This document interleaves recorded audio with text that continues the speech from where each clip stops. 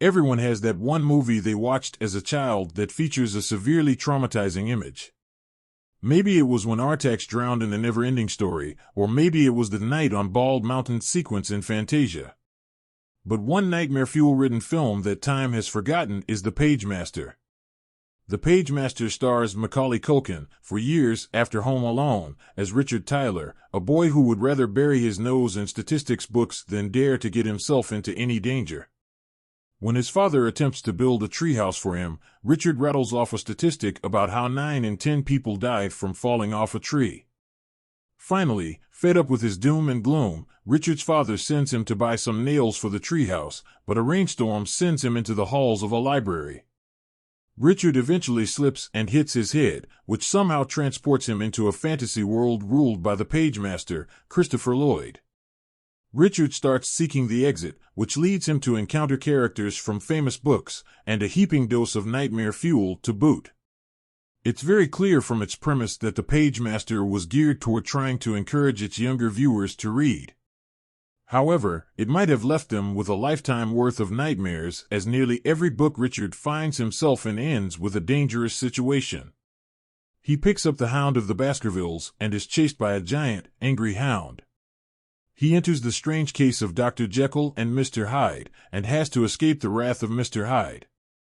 Picking up Moby Dick lands him in the middle of Captain Ahab's final battle with the titular whale, who is depicted as a massive beast with burning red eyes and a razor-sharp horn. It's enough to put the whale from Pinocchio to shame. The live-action sequences aren't much better, especially when it comes to Librarian Mr. Dewey, also played by Lloyd.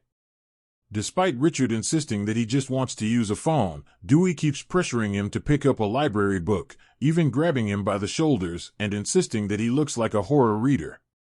This segment is not only a far cry from the warmly eccentric persona Lloyd had as Doc Brown in the Back to the Future trilogy, but it also probably ensured none of the younger viewers would ever set foot in a library.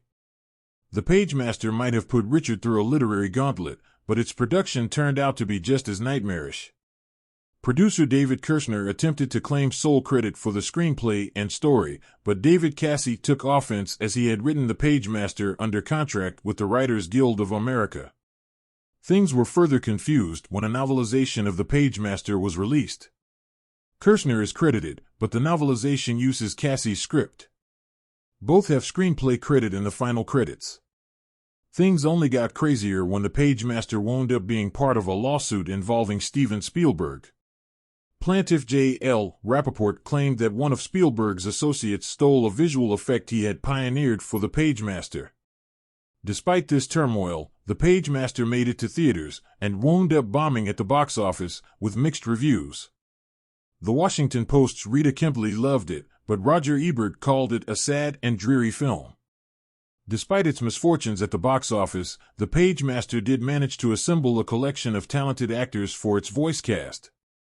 In his travels through the Pagemaster's world, Richard befriends a trio of anthropomorphic books: fantasy, Whoopi Goldberg; adventure, Patrick Stewart; and horror, Frank Welker.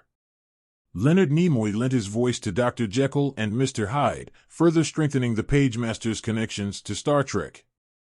This prestige also extends to the live-action sections, which were directed by Joe Johnston.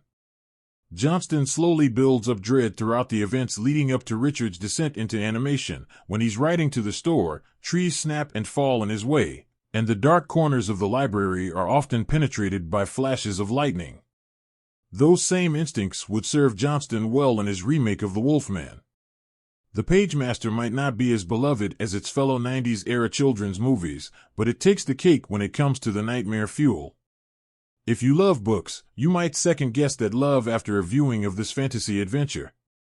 The Pagemaster is available to rent on Prime Video in the U.S.